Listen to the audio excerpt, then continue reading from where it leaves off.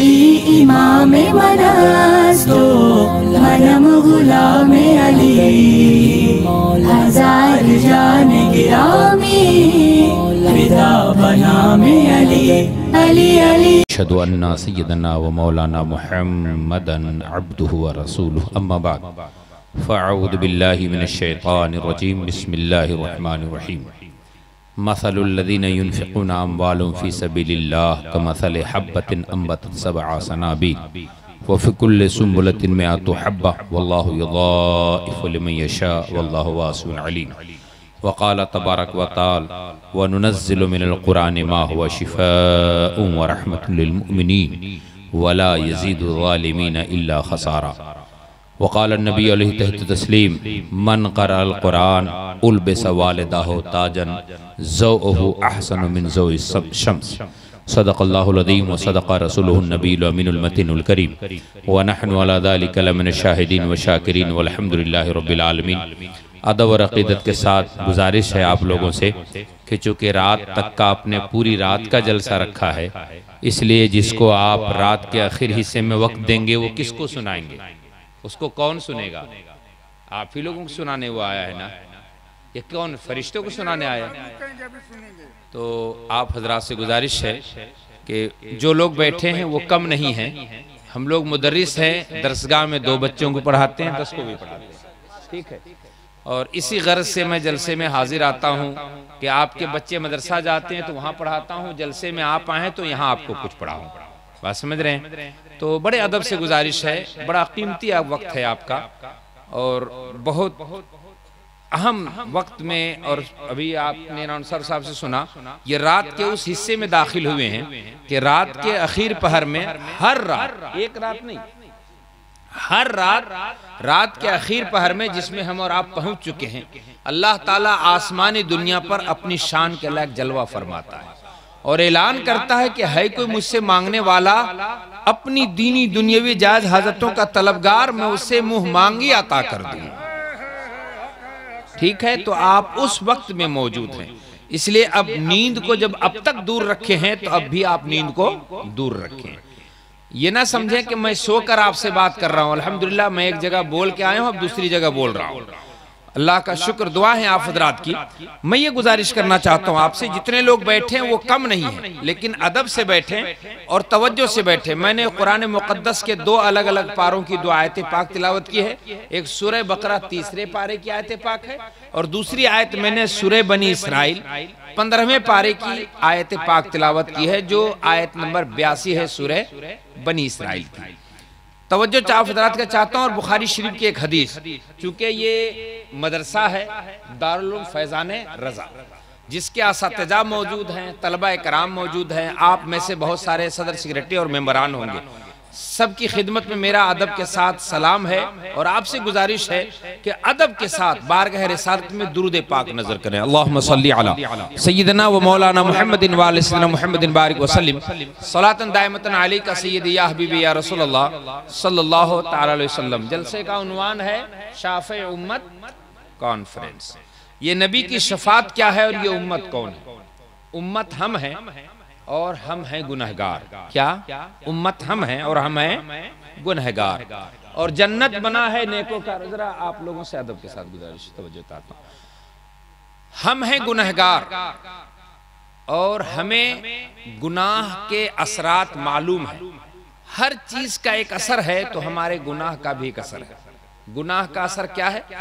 गुनाह का असर इंसान को गुनहगार बनाकर जहन्नम की तरफ ले जाना है।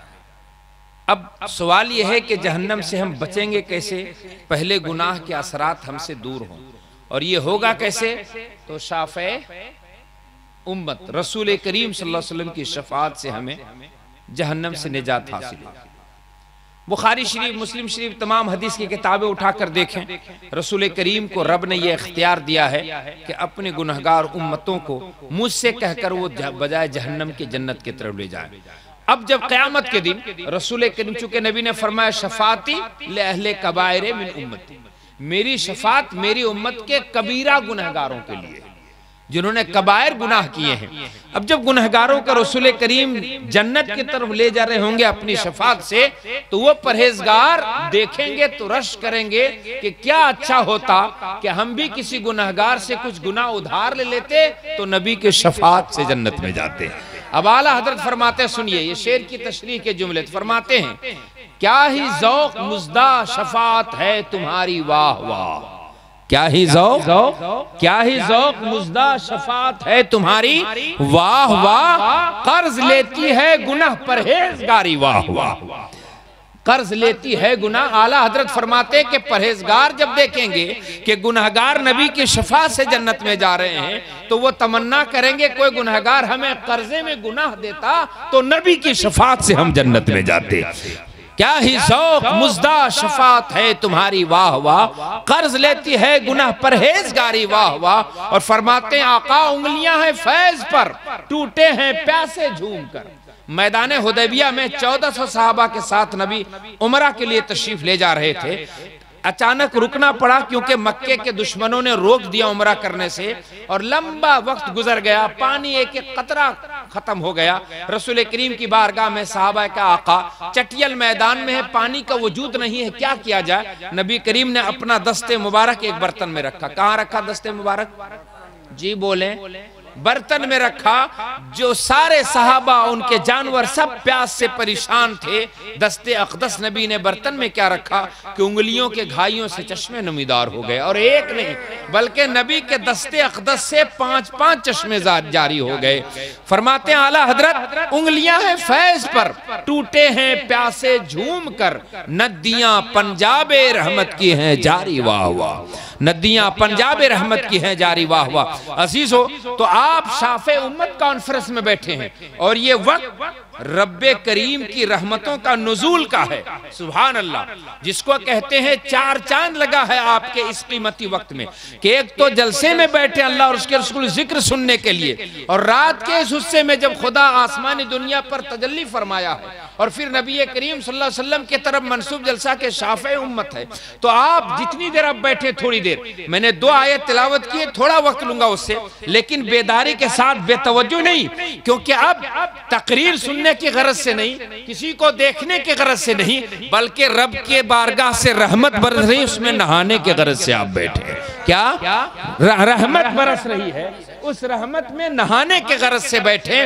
तो आप याद रखिए, चाहे मेरे जुमले और मेरे अंदाज आपके गोश गुजार हो ना हो, लेकिन रब की रहमत तो हर एक पर बरस के ही रहेगी। इसलिए कि जहां जिक्र हबीब होता है खुद खुदा भी करीब होता है, उनकी महफिल में बैठने वाला आदमी खुश नसीब होता है। नारे तकबीर, नारे रिसालत। तो थोड़ा बेदारी का ऐसे माहौल बनाए और ये उठक बैठक जरा बंद करके कुरान मुक़द्दस क्या है, ये हमारे असातिज़ा कराम ने और ये मुआविन मदरसा ने कोशिश की जलसे का एहतमाम किया, लेकिन जलसा किस पर्पज में, किस मकसद के लिए कि जो बच्चों ने पढ़ा है, कुरान की हिफ्ज की तकमील की है, उसके लिए दस्तार। अब आपने अपनी मेहनत की कमाई से चाहे जलसे में चंदा दिया हो, चाहे मदरसे में दिया हो, आप इस पैसे को कहीं और खर्च कर सकते थे, लेकिन खुशकिस्मती है आपकी, सआदतमंदी है आपकी कि आपने उस पैसे को मदरसे में दिया, और मदरसे में जो पैसा दिया आपकी कमाई का हिस्सा है, और वो भी आपकी कमाई का हिस्सा है जो आपने कपड़े की शक्ल में पहना है, वो भी आपकी कमाई का हिस्सा है जो आपने अपने मकान बनाने में लगाया है, वो भी आपकी कमाई का हिस्सा है जो आपने अपनी जिस्म को खाने खिलाने में लगाया है। अब तवज्जो से एक बात जरा गौर से सुने, वो पैसा जो कपड़े में लगाया, वो पैसा जो घर में लगाया, वो पैसा जो आपने अपने खाने पीने में लगाया, उस पैसे की क्या हैसियत है, और जिस पैसे को आपने इन बच्चों को कुरान पढ़ाने में लगाया है, मदरसे को सजाने में लगाया है, मदरसे को संवारने में लगाया है, जलसे को सजाने में लगाया है, इस पैसे की क्या अहमियत है। एक बात मैं आपसे बता दूं, चाहे कपड़ा महंगा हो या सस्ता, मगर हर कपड़े कपड़े एक दिन पुराने होते हैं, और जो पुराना होता है वो फट के चिथड़ा होता है। मकान चाहे महंगा हो या सस्ता, मगर एक दिन वो पुराना होकर टूटता है। इंसान चाहे गोरा हो या काला, जवान हो या बूढ़ा, अमीर हो या गरीब, एक दिन वो कब्र में पहुंचता है। बोलिए, एक दिन वो कब्र में। जरा तवज्जो, बहुत आपका वक्त जाया नहीं करूंगा। ये तीन बातें आप पहले समझ लें। कपड़ा चाहे नया हो या महंगा हो या सस्ता, वो पुराना होके फटता है। मकान चाहे महंगा हो या सस्ता, टूटकर एक दिन वो कूड़ा होता है। इंसान चाहे गोरा हो या काला, अमीर हो चाहे गरीब, जवान हो चाहे बूढ़ा, एक दिन वो कब्र में जाता है। तो कब्र में जाने के बाद इंसान का वजूद मिट्टी में मिलता है। पुराना होने के बाद ये कपड़ा चिथड़ा होता है, कूड़े में मिलता है। मकान पुराना होने टूटने के बाद बेकार हो जाता है। लेकिन वो पैसे जो मदरसे के तामीर में लगे हैं, मस्जिद के तामीर में लगे हैं, कुरान की तालीम में लगे हैं, कोई कहेगा बुद्धू से बुद्धू कि वो पैसा भी पुराना होगा। जोर से बोलिए, वो भी पैसा फटेगा, वो भी पैसा बेकार होगा, वो भी पैसा कूड़ा होगा, वो भी पैसा करकट होगा। आप में से हर फर्द जानता है कि नहीं मौली साहब, जो पैसा इस जिस्म को खाने में लगा है तो जिस्म तो कब्र में जाएगा, मिट्टी का खुराक होगा। जो पैसा कपड़े में लगाए पुराना होगा, चिथड़ा होगा। वो पैसा जो हमने मकान में लगाया वो हमारे बेटा तोड़कर अपने हिसाब से उसकी डिजाइनिंग करेगा। लेकिन वो पैसा जो हमने मस्जिद और मदरसे में लगाया है, वो पुराना होना तो दूर की बात है, वो फटना तो दूर की बात है। कुरान मुकद्दस गवाह है कि हमने लगाया एक है, अल्लाह हमें 700 बढ़ाकर अता फरमाएगा। लगाया एक है मगर 700 से ज्यादा करके देगा। मुसलमानों, तुम अपने पैसे को ऐसा इस्तेमाल करो कि वो पैसा पुराना ना हो, वो पैसा फटे ना, वो पैसा कूड़ा ना हो, वो पैसा मिट्टी ना हो, बल्कि जब दुनिया में डूबे इंसान, जब दुनिया में डूबने वाले इंसान, खाना कपड़ा मकान में डूबने वाले इंसान कयामत के दिन निहत्थे अफसोस करेंगे, तो तेरा पैसा जो मदरसे और मस्जिद में लगा है, उस पैसे की बुनियाद पर तो खुदा की रहमतें पाता रहेगा, जन्नत की नेमतें हासिल करते रहेगा, नबी की बारगाह से शफाअत का सरमाया हासिल करता रहेगा, आका करीम की बारगाह से जन्नत का मुजदा सुनता रहेगा। लिहाजा तेरी अक्लमंदी यह है, होशियारी यह है कि जब तुम इस दुनिया में आए हो तो जहां पैसा तुम अपने मकान में लगाओ, अपनी मेहनत की कमाई से कपड़े खरीदो, अपने मेहनत की कमाई से जहां खाना खाओ, वहीं अपनी कमाई का एक हिस्सा इस काम में लगा दो कि बच्चे हिफ्ज़े कुरान करें, बच्चे दरसे निज़ामी हासिल करें, मदरसे में बहार रहे, मस्जिदों में निखार रहे। तो जब सुन लो, चाहे एक मोहल्ले के, जरा तवज्जो आप हजरात की भी, अगर एक मोहल्ले में 10 करोड़ का मकान हो, जरा आपकी तवज्जो चाहता हूं खासकर, एक मोहल्ले में 10 करोड़ का मकान हो, 10 लाख का मकान हो, 1 अरब का मकान हो, लेकिन रास्ता से गुजरने वाला अगर वो पता करना चाहे कि इस मोहल्ले के रहने वाले मुसलमान हैं कि नहीं, तो आपकी बिल्डिंग देखकर, मेरी बिल्डिंग देखकर कोई ये नहीं फर्क कर सकता कि यहाँ रहने वाले मुसलमान हैं कि नहीं। लेकिन अगर कहीं उसी मोहल्ले में एक मस्जिद है, मस्जिद देखकर जाने वाला कहेगा इस मोहल्ले में मुसलमान रहते हैं। बोलो, सच है कि नहीं? नारे तकबीर। जवानों जरा बोलो। अगर कहीं वहीं से मदरसा है, मदरसे से बच्चे निकल रहे हैं जिनके सर पे टोपी है या अमामा है या दाढ़ी है, देखकर लोग कहेंगे कि मोहल्ले में मुसलमान रहते। बोलो, सच कह रहा हूं नहीं कह रहा हूं? बिल्कुल। अब मुझे आप बता दीजिए कि आपके जिस्म का वो 10,000 का पैंट सूट, वो जनाबे वाला पैंट और वो ड्रेस और वो जिसको आप सूट बोलते हैं, वो आपके 10 करोड़ की बिल्डिंग, वो जनाबे वाला 40 करोड़ की गाड़ियां आपके ईमान की गवाही ना दे सकी। अगर आपके ईमान और मोमिन होने की गवाही दे रही है तो यही मस्जिद की बिल्डिंग है, यही मदरसे की बिल्डिंग है, यही मदरसे के तलबा है। इसलिए मैं अर्ज करना चाहता हूं आपसे, बताओ सही, दुनिया में कै दिन रहोगे? दुनिया में कितने जिंदगी जीना है? अगर कहीं तेरी बीवी, अगर कहीं तेरे बच्चे, अगर कहीं तेरी बच्चियां तुझसे ये मुतालबा करें कि अपनी की मेहनत की सारी कमाई घर, मकान और कपड़े में लगा दो, तो तुम मुझे 7 साफ सुथरे लफ्जों में कहना कि तुम बताओ ये घर मकान कपड़े कितने दिन रहेंगे, हमको दुनिया में बहुत दिन नहीं रहना है, हमें दुनिया छोड़ कर जाना है। इसीलिए इसी दुनिया में उस आखिरत की भी हमें तैयारी करनी है, उस आखिरत की भी हमें तैयारी करनी है। लिहाजा अब जरा तवज्जो से मेरी बात सुनना, जब कपड़ा फटकर पुराना हो ही जाएगा, जब जिस्म मरकर मिट्टी में हो ही जाएगा, जब ये मकान पुराना हो ही जाएगा, तो फिर अपनी गाढ़ी कमाई फटने वाले, पुराना होने वाले, टूटने में बर्बाद ना करो, बल्कि अपनी कमाई ऐसे काम में लगाओ जहां मरने के बाद भी तुझे इज्जत की जिंदगी मिले, सरबलंदी मिले, सुरखुरुई मिले, फैजल मरामी मिले। क्या समझा तूने? तुम अपनी जिंदगी को इसी दुनिया में बर्बाद मत कर दो, अपनी जिंदगी को कपड़े में बर्बाद मत कर दो, अपनी जिंदगी में मकान में बर्बाद मत करो, अपनी जिंदगी को इसी दुकान में बर्बाद मत करो, बल्कि अपनी जिंदगी को अगर कहीं आखिरत के लिए गुजारोगे, इसी दुनिया में रहोगे, लोग देखेंगे कि जिस्म पर कपड़ा सस्ता था, मकान छोटा था, खाना मामूली था, मगर जब कब्र में गया है तो उसके कब्र पर मजार बड़ा महंगा बना हुआ है, गुंबदों मीनार चमक रहे हैं। मैं पूछना चाहता हूं, गरीब नवाज की हवेली कितनी बड़ी थी हिंदुस्तान में? गरीब नवाज की हवेली कितनी बड़ी थी?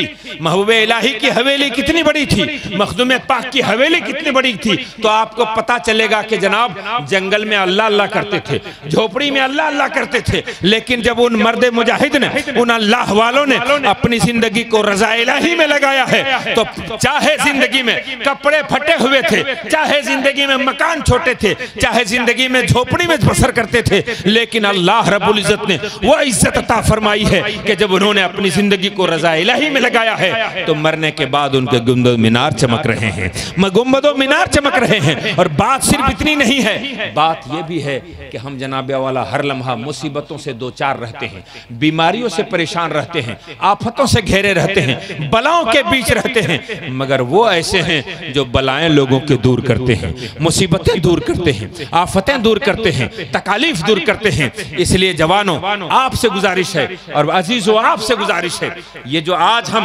अपनी दुनियावी चमक दमक में हर आदमी कंपटीशन कर रहा है कि तुम्हारा मोबाइल किस कंपनी का है और कितने महंगे का है, तो कोई जनाबे वाला मोबाइल के बाद बहस कवर पर कर रहा है, तो जनाब कोई बहस नेटवर्क पर कर रहा है। मैं एक बात अर्ज करना चाहता हूं आपसे, आखिरकार इस दुनिया में आपको भेजा जाना और इस दुनिया में आपका आना इसलिए तो नहीं है कि इसी दुनिया के चमक दमक में अपने को तबाह बर्बाद कर दो, बल्कि तुझे मदीने वाले गुंबद खदरा के नीचे एक आराम करने वाली हस्ती से ऐसी निस्बत दी गई है कि जब कोई उससे मंसूब होता है तो फिर वह ऐसा चमकता है कि दुनियावी बहार की जरूरत नहीं होती, बल्कि दिल का कनेक्शन मदीने वाले से होता है और मदीने वाले की चमक उसके चेहरे से दिखाई देती है। जब जिसको आला हजरत ने कहा था कि तुम जिंदगी भर यही तमन्ना करते रहो और कहते रहो चमक तुझसे पाते हैं सब पाने वाले, चमक तुझसे पाते हैं सब पाने वाले, मेरा दिल भी चमका दे चमकाने वाले, मेरा दिल भी चमका दे चमकाने वाले।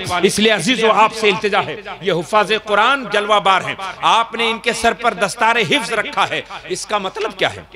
इसका मतलब यह है कि आपके दिल में ये तड़प मौजूद है कि अगर कहीं हम आज मदरसे में हाफिज कुरान नहीं बनाएंगे तो हमें मस्जिदों में इमाम कहाँ से मिलेगा, हमें नमाज और रोजे का मसला बताने वाला कौन मिलेगा, हज और ज़कात का मसला सिखाने वाला कौन मिलेगा, हमारे बच्चों के शादियों में निकाह पढ़ाने वाला, हमारी मौत पर हमारा जनाजा पढ़ने वाला, हमारे समाज में दीनी माहौल बपा करने वाला कौन होगा? आपको खूब अच्छी तरह पता है कि अगर कहीं जमीन से मस्जिद का वजूद खत्म हो जाए, मदरसे का वजूद खत्म हो जाए, तो फिर बताएं इस्लाम की पहचान क्या होगी, इस्लाम का मेयार क्या होगा, इस्लाम की पहचान क्या होगी? इसलिए मैंने आपसे पहले अर्ज किया था कि रास्ते में गुजरता हुआ इंसान हमारी बिल्डिंगों को देखकर ये नहीं फैसला करेगा कि यहाँ मोमिन रहते हैं कि नहीं रहते हैं, लेकिन अगर कहीं उसको मदरसा दिख जाए, मस्जिद दिख जाए, तो उसे फैसला करना आसान होगा कि यहाँ अल्हम्दुलिल्लाह मुसलमान रहते हैं। अब जरा एक पहलू आगे चलता हूँ, वो शख्स रास्ते से गुजरा, देखा कि यहाँ मस्जिद है, उसे नमाज पढ़नी थी, अब जब उतरा है गाड़ी से, अब जब मस्जिद पहुंचा है तो देख रहा है कि मस्जिद के पानी का इंतजाम भी बहुत अच्छा है, जब नमाज पढ़ने गया तो देखा जायनमाज भी बहुत अच्छा है, जब मस्जिद के चारों तरफ देखा तो साफ सफाई बहुत अच्छी है। अब मुझे बता दें, वो आने वाला अजनबी मुसाफिर है, वो आपके इलाके का रहने वाला नहीं है, कहीं 100-200 किलोमीटर दूर का रहने वाला है, लेकिन जब आपकी मस्जिद को साफ सुथरी देखेगा, आपके जायनमाज को साफ सुथरा देखेगा, आपके वजू खाने को बेहतर देखेगा, तो आपके बारे में क्या तासुर लेगा, रहने वालों के बारे में क्या कहेगा कि यहाँ रहने वाले मुसलमान बहुत खराब है, बोलिए क्या तासुर लेगा रहने वाला? आने वाला क्या कहेगा कि यहाँ के लोग मस्जिद को साफ सुथरे रखे हैं, मस्जिद के फर्श को साफ सुथरा रखे हैं, वजू खाने को साफ सुथरा रखे हैं। इसका मतलब है कि यहाँ के लोगों को मस्जिद से बड़ी मोहब्बत है। बोलिए मस्जिद से, जोर से बोले, मस्जिद से बड़ी मोहब्बत है। मस्जिद को आबाद रखते हैं, मस्जिद को सजाए रखते हैं, मस्जिद में बहार है, मस्जिद में रौनक है। अजीजों, मैं अर्ज करना चाहता हूं, लेकिन पलट कर जरा दूसरा पहलू दिखाता हूं। अगर वो मस्जिद में गया तो चारों तरफ मस्जिद में गंदगी है, जाए नमाज में गंदगी है, सजदा करना दो भर है, इतना गर्दा जाए, जरा तवज्जो मेरी तरफ, इतना गर्दा जाए नमाज में है कि आदमी सजदा करता है तो सांस के साथ गर्द उसके नाक में आते हैं। इंसान सजदा करना दो भर है। वजू खाने में गया है तो जनाबे वाला वजू खाने में गंदगी पड़ी हुई है। अब साहब, अब इत्तेफाक से आपने देखा, पकड़ा और अपने घर बुलाया कि मोहतरम आप मुसाफिर लग रहे हैं, आप आइए, अब यहाँ आई हैं तो मेरे घर में आप एक चाय पी लें। ऐसा अखलाक होना चाहिए मुसलमानों का। अल्लाह करे अखलाक बुलंद हो। कह दिया आमीन, कहिए आमीन। अब वो इंसान आपके घर गया, तवज्जो मेरी तरफ, जब वो आपका घर गया तो देख रहा है कि घर के दरवाजे में बड़ी शाइनिंग है, घर के दरवाजे में बड़ी चमक है, पर्दा भी बड़ा खूबसूरत लगा हुआ है। अंदर गया तो देखा कि मकान का फर्श भी बड़ा अच्छा है। अब जरा आगे जाके बैठा तो देखा बिस्तरा भी बहुत सजा हुआ है। जब पानी के लिए गिलास आया, देखा गिलास बहुत बेहतरीन चमक रहा है, शीशे का है। जनाबे वाला आप जग आया, जग भी बहुत बेहतरीन चमक रहा है। अब सच मुझे बताइए, मस्जिद देखा उसने गंदा गर्दो गुबार भरा हुआ, जा नमाज गर्दो गुबार भरा हुआ, वजू खाना गर्दो गुबार भरा हुआ। लेकिन जब हमारे घर में पहुंचा तो जनाबे वाला खिड़की भी अच्छी, दरवाजा भी अच्छा, पर्दा भी शानदार, मकान का फर्श भी बहुत अच्छा, गिलास भी नए डिजाइन का, सारा इंतजाम भी बड़ा खूबसूरत। अब मुझे दिल पर हाथ रखकर बताइए, वो आने वाला अजनबी 100-200 किलोमीटर का मुसलमान क्या कहेगा कि अपने घर के तो सजाए हुए हैं लोग, मगर मस्जिद को सजाए नहीं, मगर मस्जिद को सजाए। अब रुक जाइए, क्या हाल है हमारे समाज का, हमारे मोहल्ले की मस्जिद का क्या हाल है, हमारे मदरसे का क्या हाल है। मोहतरम, ये कौम मुस्लिम जो कहती है कि अल्लाह का फजल है मेरे घर में कोई कमी नहीं है, जो कौम मुस्लिम कहती है अल्लाह का फजल है मेरा लिबास बहुत अच्छा है, अल्लाह का करम है मेरा मकान बहुत अच्छा है, उनसे पूछो कि जिस अल्लाह का फजल तेरे घर पर है, तेरे मस्जिद के फर्श पर अल्लाह का फजल काहे नहीं है? जरा तवज्जो मेरी तरफ।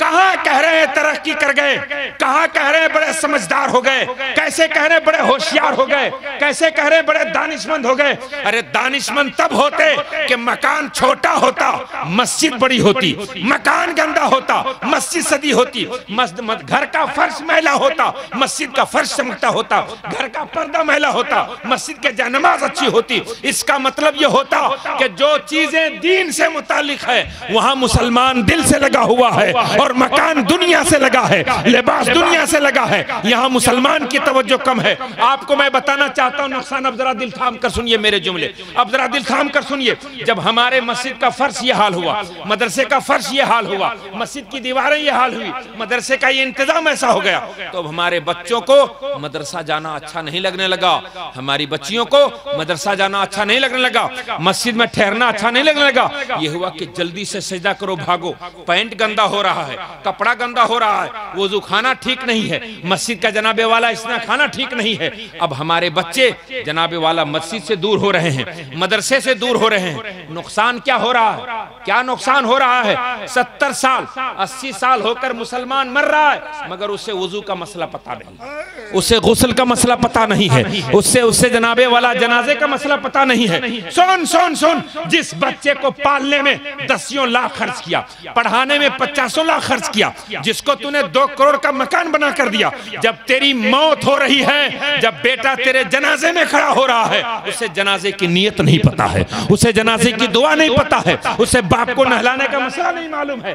क्या किया तूने कमा कर, क्या किया तूने मेहनत करके, क्या किया तूने अपनी जिंदगी बर्बाद करके। इसलिए मैं अर्ज करना चाहता हूं, अपनी जिंदगी को खुदा के वास्ते इस जिस्म पर ना बिता दो जो जिस्म मिट्टी का खुराक होगा, इस कपड़े पर मत बिता दो जो कूड़े के ढेर में चला जाएगा। इस बिल्डिंग पर मत लगा दो जो जनाबे वाला मलबे का ढेर हो जाएगा, बल्कि तुम अपनी जिंदगी को उस काम में लगा दो कि कब्र में जाने के बाद भी तुझे लगे कि हमने दुनिया में आकर बेकार नहीं किया है, बल्कि यहाँ वहां थे तो घर साया किए हुआ था, जिस्म पर दुनियावी लिबास था, मगर जब कब्र में आए हैं तो जन्नत की बहारें आ रही हैं, जन्नत की हवाएं रहे हैं, जिस्म पर जन्नत का लिबास आ रहा है, खाने के लिए जन्नत की नेमतें आ रही है। मुसलमानों याद रखो, जिस अल्लाह ने इस दुनिया को लिबास से सजाया है, मकान से सजाया है, खाने से सजाया है, इस दुनिया को इंसान के आराम की नेमतें दी है, उसी खुदा ने कब्र में जन्नत की नेमतें अता फरमाई है,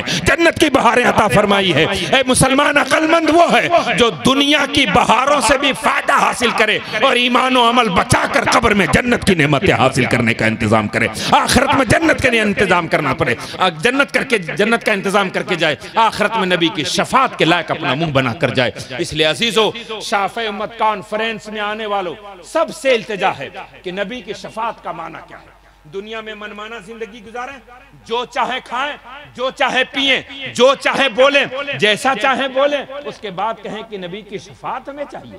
मैं अर्ज करना चाहता हूं आपसे, गुजारिश करना चाहता हूं आपसे, इस धोखे में मत रहिए, इस फरेब में मत रहिए, जनाबे वाला इस चक्कर में मत रहिए कि हम अपने बेटों की निगरानी ना करें, कि हमारे बेटे रात भर मोबाइल चलाकर गंदी पिक्चरें देख रहे हैं, गुनाह पर गुनाह लाद रहे हैं, हमारी बच्चियां मोबाइल चलाकर अपने अखलो किरदार को जख्मी कर रहे हैं, अपनी इज्जत को तार तार कर रहे हैं, और हम जनाबे वाला गफलत की चादर ओढ़े सो रहे हैं। हम बड़े फख्र से कहते हैं कि हमारे 5 बच्चे हैं, बड़े शान से कहते हैं हमारे 10 बच्चे हैं, बड़े शान से कहते हैं हमारे पास मकान है, कारोबार है। मैं अर्ज करना चाहता हूं आपसे, ये सब चीजें तो ठीक हैं, लेकिन ये बताइए इस दुनिया से जाने के बाद क्या इंतजाम है?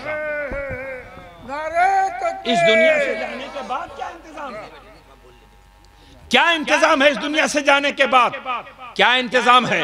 अंबिया अलैहिस्सलातु तस्लीम ने जब दुआ किया था तो ये नहीं कहा था अल्लाह मुझे औलाद दे, फरमाया था रब्बे हबली मिनस सालिहीन, अल्लाह औलाद दे तो नेक औलाद दे, अल्लाह औलाद दे तो नेक औलाद दे, सिर्फ औलाद नहीं। क्यों? इसलिए कि अगर कहीं तेरे औलाद मेरे औलाद गुनाह की वजह से जहन्नम में जाएंगे, रब तबारक व तआला की बारगाह में शिकायत करेंगे कि मौला हमारे बाप ने हमारे खाने का, जरा तवज्जो से आप हज़रात, मेरे बाप ने मेरे खाने का इंतजाम किया, मेरे पहनने का इंतजाम किया, रहने के मकान का इंतजाम किया, मगर मेरे ईमान की हिफाजत का इंतजाम नहीं किया था, मेरे अखलाक व किरदार की हिफाजत का इंतजाम नहीं किया था, मेरे तहजीब व तमद्दुन की बका का इंतजाम नहीं किया था। इसलिए जलालपुर के मुसलमानों, हाथ जोड़कर आपसे इल्तिजा है, आंखें खोलिए, आंखें खोलिए और गौर कीजिए, तवज्जो कीजिए, आंखें बंद मत रखिए।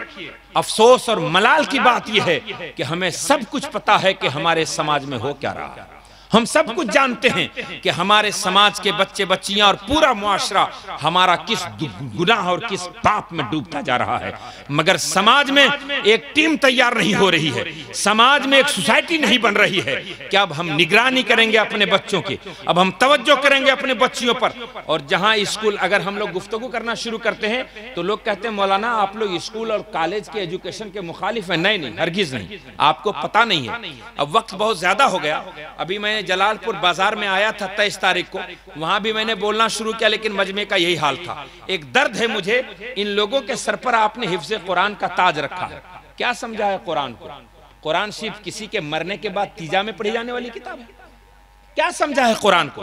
किसी के 40वें में सिर्फ तिलावत करके उसको जन्नत दिलाने के लिए नाज़िल हुई है? क्या समझा है कुरान को? किसी बुखार वाले को फूंक मार दे, कुरान की आयत पढ़ के उसको शिफा मिल जाए, सिर्फ इसलिए नाज़िल हुआ? बेशक कुरान मुक़द्दस इसलिए नाज़िल हुआ है कि अगर किसी बीमार को दम कर दिया तो उसे शिफा मिल जाए। बेशक कुरान मुक़द्दस की आयतें ये बरकतें हैं, किसी मरहूम के लिए पढ़ा जाए तो अल्लाह रब्बुल इज़्ज़त के गुनाहों को माफ कर देगा। मगर कुरान मुक़द्दस को इतने ही में समेट देने वाले तुमने कुरान की बरकतों के साथ नाइंसाफी किया। कुरान मुक़द्दस कौन सी किताब है पहले तुम समझो, कुरान मुक़द्दस की शान क्या है पहले तुम जानो, कुरान मुक़द्दस का मकाम और मर्तबा क्या है तुम पहले जानो।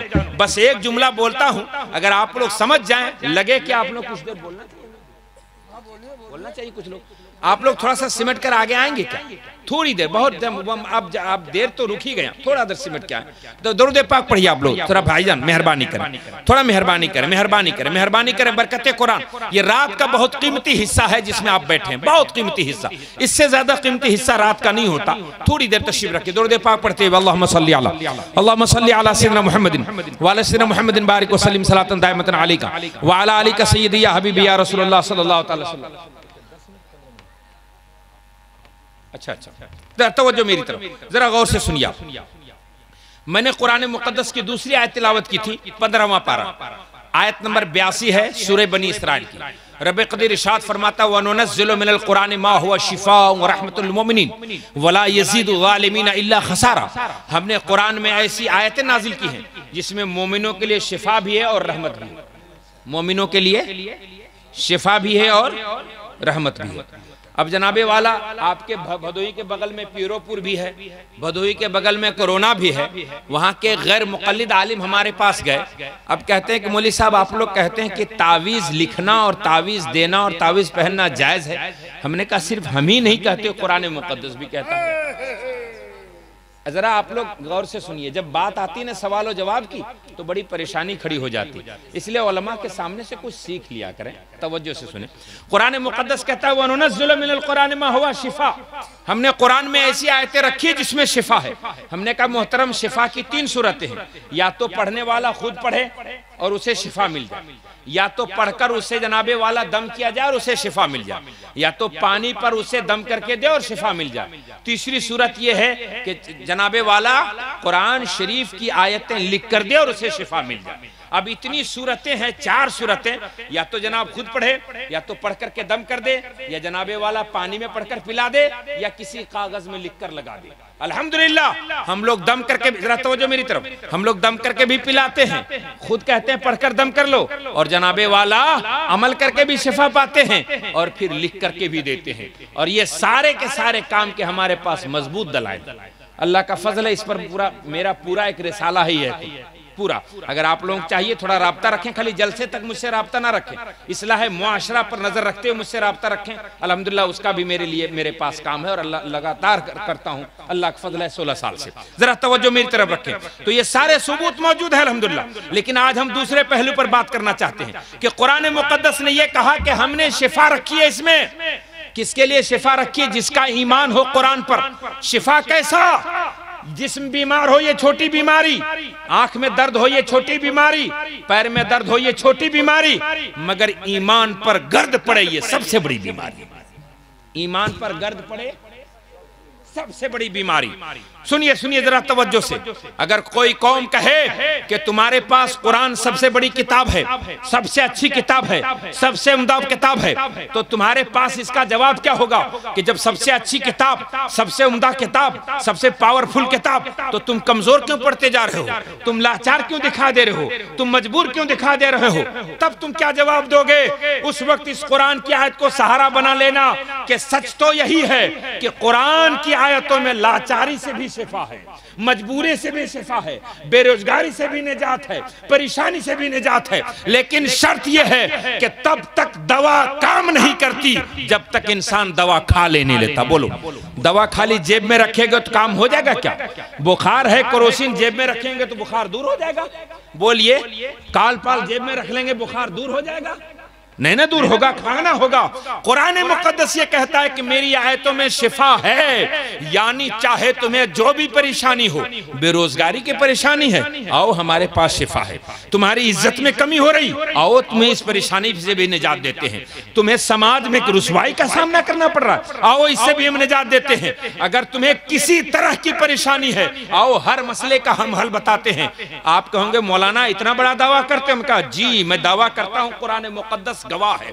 जब तक कुरान नाजिल नहीं, सुनो जरा गौर से, जब तक कुरान जमीन में नहीं आया था तब तक इंसान बेचैन था, बेरोजगार था, इंसान घर से महरूम था, इंसान इज्जत से महरूम था, इंसान इल्म से महरूम था, इंसान सेहत से महरूम था, इंसान सियासत से महरूम था, इंसान तरक्की से महरूम था, इंसान बुलंदी से महरूम था, इंसान रोशनी से महरूम था, इंसान लिबास से महरूम था, इंसान मकान से महरूम था, इंसान कारोबार से महरूम था। मैं बहुत बड़ी बात कर रहा हूं, जब तक कुरान नहीं आया था, कुरान वाले मुस्तफा नहीं आए थे। पूरी दुनिया इंसानियत गहरे गड्ढे में डूबी हुई थी। पूरे इंसानियत गहरे गड्ढे में डूबी हुई थी, जिसके पास ना रोशनी, ना जिसके पास दवा, ना जिसके पास लिबास, ना जिसके पास मकान, ना जिसके पास सुकून, ना जिसके पास चैन, बल्कि इंसान एक जानवर की तरह था जो अंधेरे जंगल में रह रहा था। कुरान आया है, इसने उजाला लिबास की दुनिया में भी दिया है, रोजी की भी दुनिया में दिया है, इल्म की दुनिया में भी दिया है, सेहत की दुनिया में भी दिया है। इसीलिए आप तारीख पढ़ लो और अच्छी तरह पढ़ लो कि सन 86 ईस्वी से 400 ईस्वी से पहले, 600 ईस्वी से पहले, 6ठी सदी ईस्वी से पहले पूरी दुनिया इंसानियत जानवरों जैसी जिंदगी बसर कर रही थी। कुरान मुकद्दस ने ऐसी आयतें लाया है कि इंसान तरक्की के शाहराहों पर गामज़न नजर आ रहा है। वरना यहूदी पहले से थे, ईसाई पहले से थे, सारी किताबें आसमानी पहले से थी, मगर फिर भी इंसान जानवरों की तरह जिंदगी बसर कर रहा था। ऐ मोबाइल चलाने वाले, ऐ गूगल इस्तेमाल करने वाले, अब मैं तुझे बताता हूं, मोबाइल इस्तेमाल करो जैसा मैं बताता हूं। तुम अपने हिसाब से मत इस्तेमाल करो, वरना मोबाइल तुझे बर्बाद कर देगा। तेरा पैसा भी जेब से खाली करेगा, तेरा दिल भी ईमान से खाली कर देगा, तेरे अखलाक और किरदार से तुझे नंगा कर देगा। अब जो मैं कह रहा हूं उस तरह से मोबाइल का इस्तेमाल करो। अब तुम गूगल ऑन करो और मोबाइल से पूछो कि डार्क एज किसको कहते हैं और गोल्डन एज किसको कहते हैं। डार्क एज के माने उम्र, जिंदगी, और डार्क माने अंधेरी। इंसान की जिंदगी अंधेरे में भटक रही थी। कब तक, किस वजह से? जब तक कुरान और साहिब कुरान नहीं आया था। 6ठी सदी ईस्वी से लेकर 495 से लेकर 484 से लेकर 1495 तक पूरी यहूदियत की दुनिया में, पूरी ईसाइयत की दुनिया में आज लोगों को अगर तरक्की की मिसाल देना होता है तो अमेरिका का काम लेते। बोलो, लेते ना अमेरिका का नाम? बोलिए ना मेरे भाई।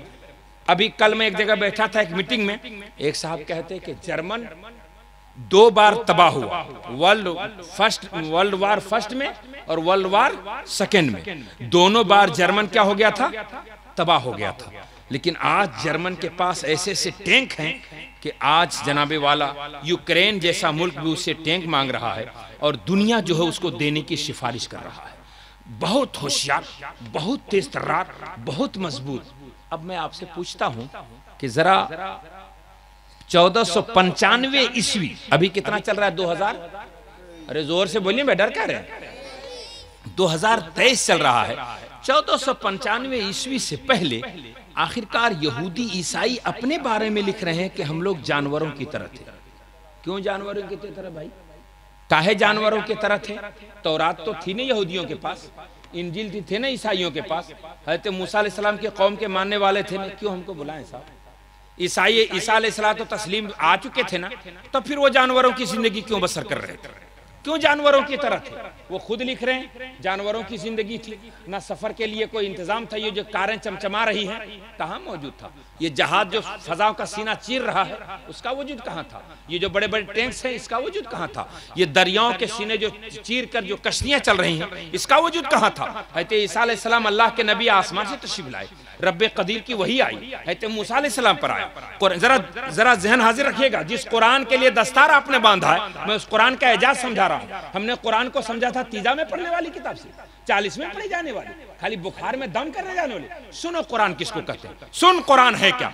आपने कुरान को खाली मौलवियों के नाम लिख दिया। अपने बच्चों, ये रईस, ये करोड़पति, ये अरबपति, अपने बच्चों को इस तरफ तवज्जो नहीं दिलाते। कान खोलकर सुन बस अब 15 मिनट और मेरी गुफ्तगू की जरा तवज्जो मेरी तरफ।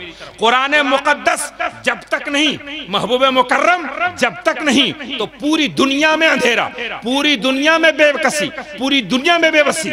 ना मेडिकल कॉलेज का वजूद, ना यूनिवर्सिटियों का वजूद, ना साइंसी रिसर्च सेंटर का वजूद, ना जनाबे वाला एजुकेशन सेंटर का वजूद, ना जनाबे वाला ये इंफ्रास्ट्रक्चर में मौजूद, ना जनाबे वाला टेक्सटाइल का वजूद, किसी चीज का वजूद नहीं। यानी सफर करना होता इंसान तो पैदल चलता था या जानवरों पर चलता था। ये ट्रेन और प्लेन की बात तो छोड़िए, जनाबे वाला टूटी हुई बस, किसी चीज का इंतजाम नहीं। इंसान अपना जिस्म छुपाता तो पत्ते से छुपाता था, खाता था तो दरख्त के पत्ते को खाता था। ये जो आज खाने की वैरायटियां दिखाई दे रही, ए गूगल चलाने वाले, गूगल पर सर्च कर लेना, मेरा मोबाइल नंबर लेकर पूछ लेना अगर मैं झूठ बोलता हूं तो। और अगर सच बोल रहा हूं तो वादा करके उठना कि जिस कुरान को हमने आज तक समझा था कि सिर्फ हाफिज लोग पढ़ेंगे, सिर्फ मदरसे में पढ़ेंगे, ना ना ना ना, अब ये कभी ना कहेंगे। अब तो ये कहेंगे सारी तरक्की कुरान की बरकत है, इसलिए हमारा हर बच्चा रोजाना कुरान बिला नागा पढ़ेगा, हमारी बच्ची कुरान बिला नागा पढ़ेगी, हम बिला नागा कुरान पढ़ेंगे और दुनिया को बताएंगे, यहूदी ईसाई को बताएंगे कि आज जो यूरोप और अमेरिका के दुनिया में बहार है वो ना किसी यहूदी की देन है, ना किसी ईसाई की देन है, पैगंबर इस्लाम जनाब मोहम्मद रसूलुल्लाह के कदम पाक की बरकत है, मुकद्दस कुरान की आयतों की बरकत है, रब कदीर के इस मुकद्दस नुज़ूल कर किया हुआ किताब पाक की बरकत है। इसलिए अजीजों, मैं आपकी खिदमत में अर्ज करना चाहता हूं, इसीलिए तो सरकार आला हज़रत ने कहा था वो जो न थे कुछ न था, वो जो न हो तो कुछ न हो। ए गूगल चलाने वाले, जरा इस तरफ आकर देखो कि तेरे नबी ने दुनिया को दिया क्या है। अफसोस कि हम यहूदी ईसाई के कल्चर में डूबे जा रहे हैं। शादी करेंगे तो होटल में करेंगे, मैरिज लॉन में करेंगे, लिबास पहनेंगे तो यहूदियों की तरह, और शादियों में अपनी बहन बेटियों को ले जाएंगे तो बाल खोलकर यहूदियों की तरह। यही इसी का नाम जिंदगी है, इसी का नाम जिंदगी है। जब दुनिया रोजी रोटी से भिखारी थी, जब दुनिया एजुकेशन से भिखारी थी, जब दुनिया दवा से भिखारी थी, जब दुनिया इज्जत से भिखारी थी, सबने इज्जत पाया है तेरे नबी के कदमों की बरकत से। सबने सेहत पाया है, इलाज पाया है, एजुकेशन पाया है कुरान की बारगाह से, और तू भागा चला जा रहा है कुरान को छोड़कर। इसलिए अब जरा कुछ आयतें आपसे कोड करता हूं, सुने। आप कह रहे होंगे मौलवी साहब अब तक तो खाली जुमले हैं, कुरान मुकद्दस ने दुनिया को तरक्की दिया, इसका सबूत क्या है? अब मैं आपको बताता हूं। अब एक एक तरफ से सूरह नहल 14वां पारा, रब्बे कदीर इरशाद फरमाता है, जो मैंने आपकी खिदमत में अर्ज किया कि फजा में उड़ने वाली हवा किसी यहूदी ईसाई की देन नहीं है, वरना नबी के आने से पहले ये सारी तरक्की होती, नबी के आने के बाद ये सारी तरक्की क्यों है, आखिर पहले क्यों नहीं है? तो आपको जवाब मिलेगा कि तौरात में सिर्फ इबादतों का मसला था, जबूर में सिर्फ इबादतों का मसला था, इंजील में सिर्फ इबादतों का मसला था, मगर इंसान सफर कैसा करेगा इसका बयान तो कुरान मुकद्दस। इंसान हवा में कैसे उड़ेगा इसका बयान तो कुरान में। अरे बोलो भाई, आपको कुछ तो बोलिए। इंसान हवा में कैसे उड़ेगा ये कुरान मुकद्दस में था। इंसान बेहतर लिबास कैसे पाएगा ये कुरान मुकद्दस में फार्मूला है। इंसान का मकान अच्छा कैसे होगा ये कुरान मुकद्दस में फार्मूला है। जरा सुनते चले। साइंस के स्टूडेंट हूं तो जरा तवज्जो उनकी भी अपनी तरफ मबजूल करूंगा थोड़ी देर के लिए। मैंने कहा 15 मिनट में गुफ्तगू समेटता हूं, इसलिए टाइम आप खराब ना करें, दाएं बाएं करके जरा जहन मेरी तरफ रखें। कुरान मुकद्दस कहता है कि ये तुम तो जानवरों और ऊंटों और खच्चरों पर सफर करते हो ना, लेकिन एक वक्त तुम्हें हवा से बात करने वाले सवारियां देंगे। अब जरा सुनिए सूरह नहल, रब्बे कदीर इरशाद फरमाता है, वल खैला वल बिगाला वल हमीरा लितरकबू अलैहा वज़ीना व यखलुकु मा ला तालमून। सुनो सुनो, तुम्हारी सवारी के लिए ऊंट खच्चर और गधे हैं, लेकिन आने वाले वक्त में हम तुम्हें ऐसी सवारियां देंगे जिसको तुम अभी जानते। व यखलुकु मा ला तालमून व यखलुकु मा ला तालमून। ये यखलुकु फेले मुजारे, इसका फाइल कौन है? हर फेल का कोई फाइल होता है, अरबी ग्रामर वाले, हर फेल का कोई फाइल होता है। यखलुकु फेले मुजारे, इसका फाइल कौन है? तो जाहिर सी बात है रब्बे कदीर हुआ मर्जा, जिसका खालिक कायनात है। रब्बे कदीर कहता है कि हम तुम्हें ऐसी ऐसी सवारियां पैदा करके देंगे जिसको तुम अभी जानते नहीं हो। ए गूगल चलाने वाले, अब पूछ यहूदी से, पूछ ईसाई से कि तू जो यहां तक पहुंचा तुझे किसने दिया? तो वो बताएगा कि तेरा धोखा है कि तुम राइट्स बरोदर का नाम लेते हो जहाज बनाने वालों में। ये तेरी गलत फहमी है, तेरे मुताले की कमी है, तेरे एजुकेशन की कोताही है, तेरी स्टडी की कमी है कि तुम राइट्स बरोदर का नाम लेता हो जहाज बनाने में। अगर तेरा सही मुताला होता तो तुम कहता जहाज बनाने में किसी यहूदी ईसाई का रोल नहीं, बल्कि उनदुलुस के मर्दे मुजाहिद अब्बास इब्ने फिरनास का रोल रहा है। अब्बास इब्ने फिरनास का, जिन्होंने उनदुलुस की धरती पर बैठकर जहाज उड़ाने का प्लान सेट किया था और सबसे पहले वहां की पहाड़ी से अपने ऊपर पर लगाकर परवास करके लोगों को दिखाया था कि देखो जो रब्बे कदीर ने कहा है वह यखलुकु मा ला तालमून, ये हम तुझे फार्मूला देकर जाते हैं। इसलिए अजीजों, अफसोस ये है कि तुमने गूगल चलाया मगर नाच देखने के लिए, तुमने गूगल चलाया मगर गाना देखने के लिए, तुमने यूट्यूब चलाया मगर फुहाशी देखने के लिए। काश कि तुम इन चीजों की खोज उसे गूगल में करते तो कुरान मुकद्दस कहता है कि तुम जहां जहां देखोगे वहीं रब की कुदरत की जलवागरी दिखाई। वहां वहां मुस्तफा करीम के करम फरमाई दिखाई देगी। लेकिन अफसोस ये है कि तुमने सारे चीजों को तमाशा बना के रख दिया है, तुमने जनाबे वाला गलत फहमी के दलदल को बनाकर रख दिया है। इसलिए मैं अर्ज करना चाहता हूं, अर्ज करना यह चाहता हूं कि कुरान मुकद्दस में इतनी खूबियां हैं। अब एक आयत और मैं कोट करता हूं, 17वां पारा सूरह अंबिया की आयत नंबर 30 आयत है।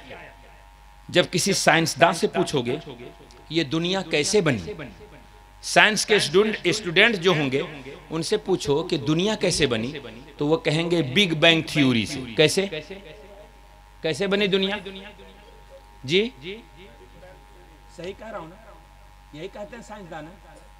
बिग बैंग थ्योरी दूसरा नाम लेते हैं बिग बैंग फेनोमेना। अच्छा साहब, ये बिग बैंग थ्योरी क्या है? तो कहते हैं कि पूरी दुनिया एक गोले की शक्ल में थी। कैसे थी? गोले की शक्ल में। तो बिग बैंग थ्योरी यह है कि उस गोले में एक धमाका हुआ। क्या हुआ? एक धमाका हुआ। धमाके से वो गोला फट गया और उसी से गैलेक्सियां बन गई, सितारे बन गए, आसमान बन गए, जमीन बन गए और अभी तक बनते चले जा रहे हैं। सही?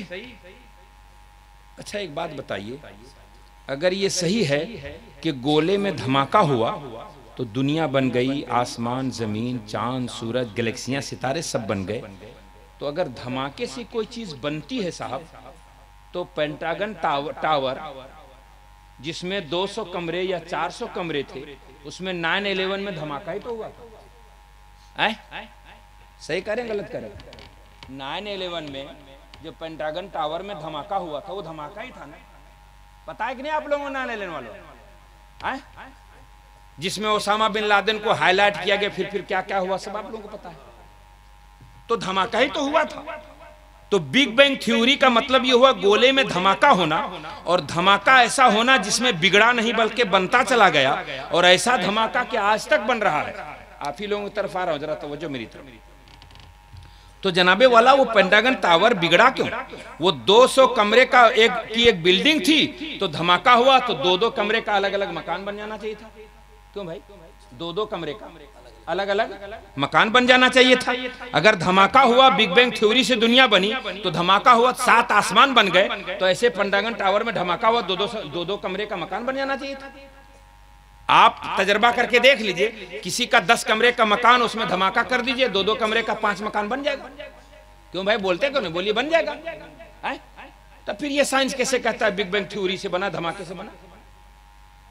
अगर उनका कहना यह सच है तो उनसे कहो कि 200 कमरे का मकान नहीं, 10 कमरे के मकान में एक धमाका करो, और धमाका करके हमें 2-2 कमरे का अलग अलग मकान बना के दिखा दो। 5 तेरे पास शीशे का गिलास है, तुम उसमें धमाका करो और शीशे के जग को छोटे छोटे गिलास में बनाकर दिखा दो।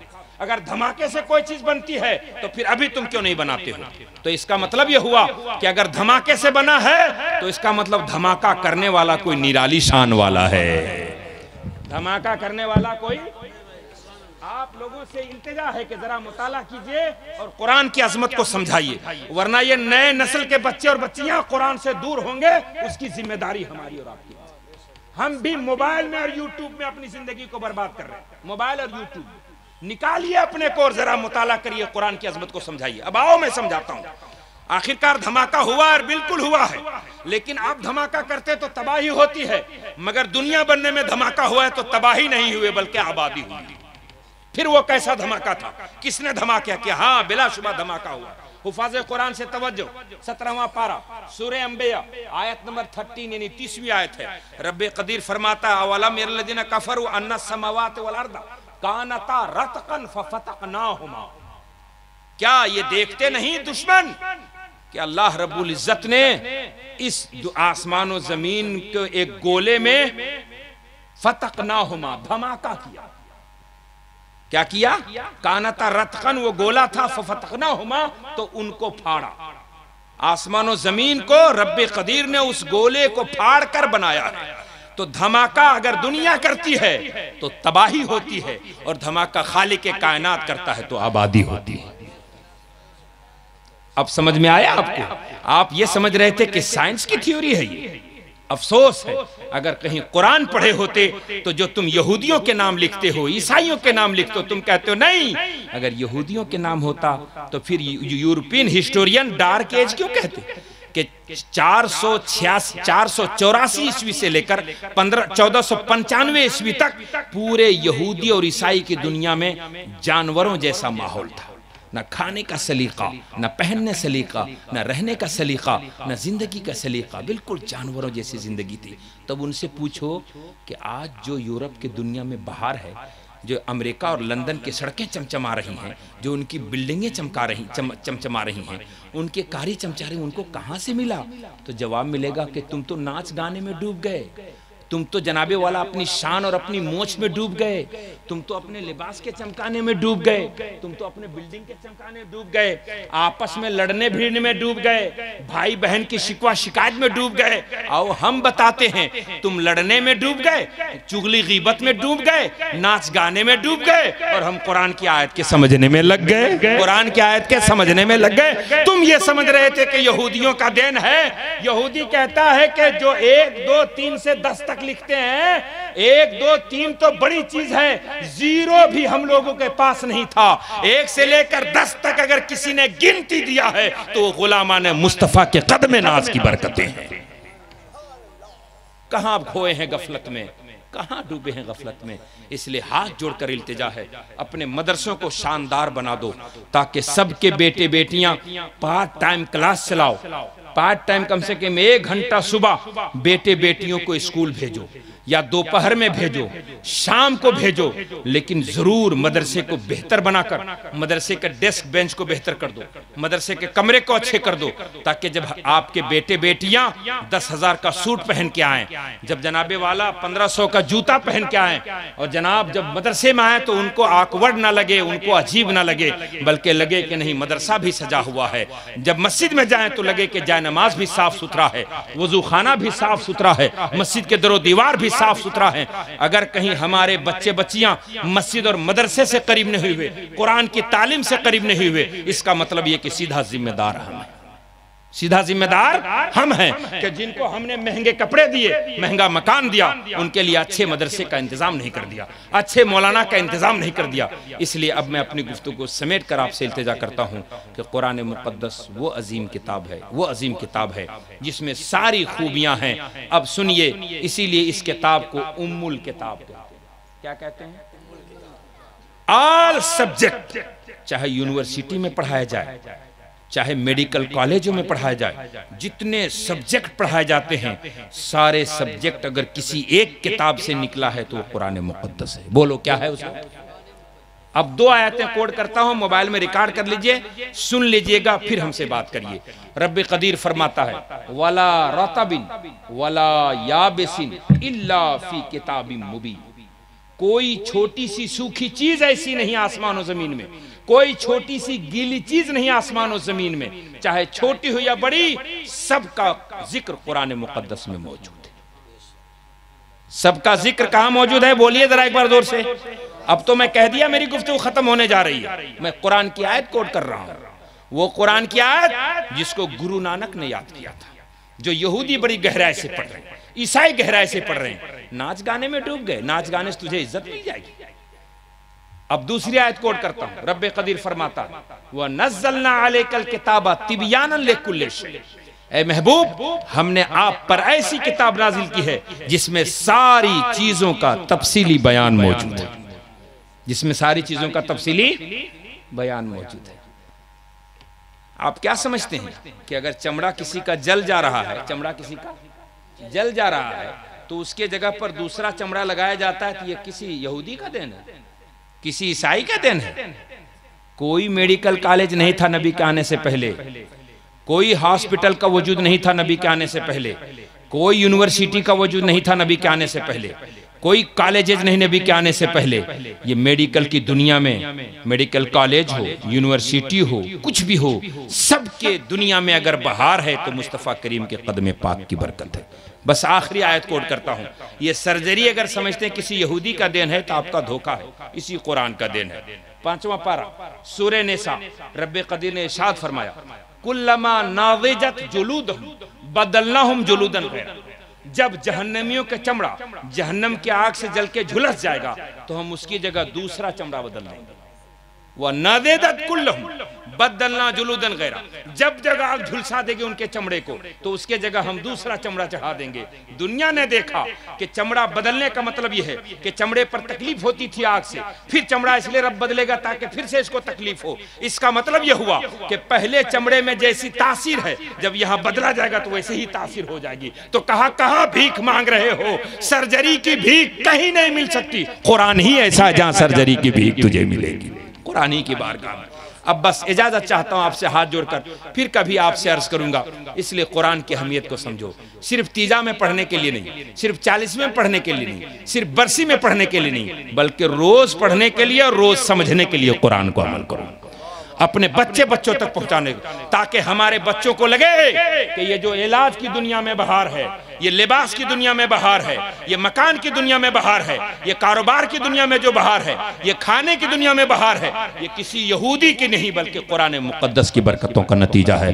रब्बे क़दीर हमें और आपको कुरान की अज़मतों को समझने की तौफीक दे। सबक़त लिसानी ख़ता से तब अस्तग़फ़िरुल्लाह अस्तग़फ़िरुल्लाह अस्तग़फ़िरुल्लाह व मा अलैकुम।